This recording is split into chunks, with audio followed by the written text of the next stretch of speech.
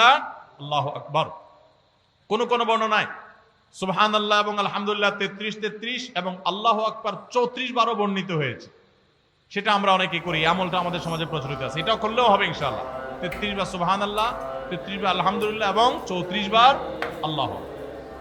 দ্বিতীয় আমল, যে আমল আমাদেরকে হজের সওয়াব এনে দিবে ইনশাআল্লাহ, উমরার সওয়াব এনে দিবে, সেটি হলো সকালে ফজরের নামাজ জামাতের সাথে পড়ার পর যদি কেউ বসে বসে আল্লাহর জিকিরে মাশগুল থাকে, ফজরের নামাজ জামাতের সাথে পড়লেন, মা বোনরা আপন জায়গায় পড়লেন, পড়ার পর জিকির আজকার করলেন বসে বসে, এরপর সূর্য উদয় হলো, সূর্য উদয়ের 15-20 মিনিট পর নিষিদ্ধ সময় পার হওয়ার পর যে ব্যক্তি দাঁড়িয়ে 2 রাকাত নামাজ পড়বে, এশাকের নামাজ, আল্লাহ রাব্বুল আলামিন ওই ব্যক্তিকে একটি পূর্ণাঙ্গ হজ এবং উমরার সওয়াব দান করবেন।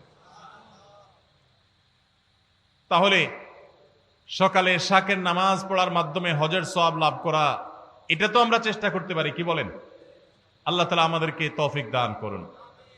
3 নম্বর যে আমলের মাধ্যমে আমরা হজের সওয়াব পেতে পারি সেটা হলো দ্বীনি জ্ঞান অর্জন করার জন্য বা দ্বীন শেখাবার উদ্দেশ্যে যদি কেউ মসজিদে যায়, দুনিয়াবি উদ্দেশ্যে না, টাকার উদ্দেশ্যে না, আল্লাহর সন্তুষ্টি লাভের জন্য মসজিদে গেছে, উদ্দেশ্য মানুষকে দ্বীন শিখাবে, কোরআন শিখাবে, অথবা কোরআন নিজে শিখবে, এই কোরআনের জ্ঞান, হাদিসের জ্ঞান, ইসলামের জ্ঞান অর্জন করার জন্য যদি কেউ মসজিদে যায়, এই যাওয়ার কারণে আল্লাহ রাব্বুল আলামিন তাকে এহরামকারী হজ আদায়কারী ব্যক্তির সমপরিমাণ সওয়াব দান করবেন।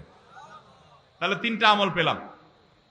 3 নম্বর আমল হলো যে যদি কেউ মসজিদে জ্ঞান অর্জন করার জন্য যায়, কোরআন হাদিসের ইলম অর্জন করার জন্য যায়, তাবরানী শরীফে এই সম্পর্কে হাদিসে বর্ণিত হয়েছে, নবী সাল্লাল্লাহু আলাইহি ওয়াসাল্লাম বলেছেন, মান গাদা ইলাল মসজিদি লা ইউরিদু ইল্লা আন